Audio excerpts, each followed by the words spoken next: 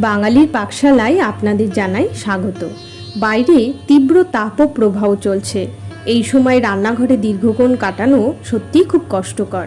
সেই কথা মাথায় রেখে আমি পুরনো রান্নার এমন একটি রেসিপি এনেছি যা মুখরোচক, সুস্বাদু এবং খুব কম সময়ে রান্না করা যাবে। আজকের রান্নার মূল উপকরণ কুমড়ো। আমি 1 টেবিল চামচ সর্ষে শুকনো খোলায় কিছুক্ষণ নেড়ে নিলাম।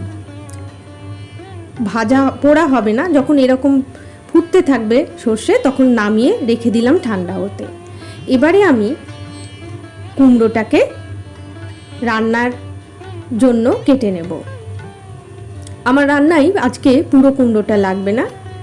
আমি কুমড়োটাকে হাফ করে নিলাম, নিয়ে এবারে বুক থেকে উপরের অংশটা ছাড়িয়ে ফেলে খোসাটা ছাড়িয়ে নেব, তারপরে কেটে নেব। এই গরমে সত্যি বলতে রান্না করতে একদমই ভালো লাগে না, কিন্তু তবু খাবার তো খেতে হবে, তাই কুমড়ো কিন্তু এই গরমের জন্য অত্যন্ত উপাদেয় একটি খাবার। আমি কুমড়ো এবং আলু ডুমো ডুমো করে কেটে নিলাম। এবার শুকনো খোলায় আমি ধনে, জিরে, গোলমরিচ দিয়ে হালকা একটু গরম করে নেব। পুড়ে যাতে না যায় মশলাটা, সেটা মাথায় রেখেই গরম করতে হবে। আপনারা গোটা ধনে, জিরে, গোলমরিচ গরম করেও পিষে নিতে পারেন। আমি সর্ষের তেল দিলাম।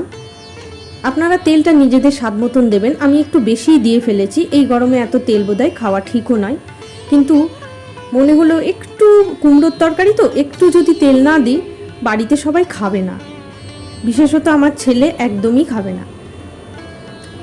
কুমড়োর দেওয়ার আগে আমি আলুটা ভালো করে ভেজে নিলাম, তারপরে কুমড়োটা আমি দিয়ে দিলাম। কিছুক্ষণ নাড়াচাড়া হোক, এই ফাঁকে আমি ভেজে রাখা সর্ষে পিষে নেব। সুন্দর করে আমি পিষে নিচ্ছি সর্ষেটা। দেখুন এইরকম, খুব যে মিহি করতে হবে এমন নয়, আবার একটু মিহি না হলেও নয়, একদম দানা দানা ছিবড়ে না হলেই হলো। একটু হলুদ ছড়িয়ে দিলাম রান্নার মধ্যে। অল্প আছে, মধ্যম আছে ভাজতে হবে ভালো করে। কষানোটা খুব জরুরি, নিরামিষ রান্না তো কষানো ভালো না হলে একদম খেতে ভালো লাগে না। তাই রান্না করার সময় অবশ্যই কষানোর দিকে নজর রাখবেন। এবারে আমি গুঁড়ো মশলা যেগুলো ভেজে রেখেছিলাম সেগুলো উপর থেকে ছড়িয়ে দিলাম। আপনারা কিন্তু পুরো ভিডিওতে সঙ্গে থাকুন, কারণ একে একে আমি সব উপকরণ যোগ করতে থাকব। আমি একটু জল দিয়ে দিলাম। লবণ আমি দিয়ে দিয়েছি ভাজার সময়, সেটা আমার ভিডিও করা হয়নি। ফুটতে থাক তরকারি, সেই ফাঁকে আমি দই নিয়ে নিলাম 2 চামচ এবং খুব মিহি করে আমি ফেটিয়ে নেব। দেখছেন তো একদম ক্রিমের মতন, একটু পাতলা পাতলাই করেছি, করে রেখে দিলাম। এবার ঢাকা খুলে দেখে নেব আলু আর কুমড়ো কতটা সিদ্ধ হয়েছে। মোটামুটি সিদ্ধ হয়েই গেছে।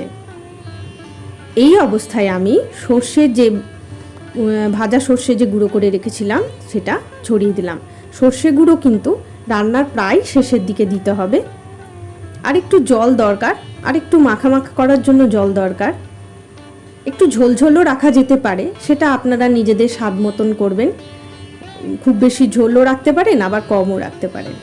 কিছুক্ষণ নাড়াচাড়া করে সর্ষে গুঁড়ো দিয়ে কিছুক্ষণ নাড়াচাড়া করার পরে আমি ওই দই যে ফেটিয়ে রেখেছিলাম সেটা উপর থেকে দিয়ে দিলাম।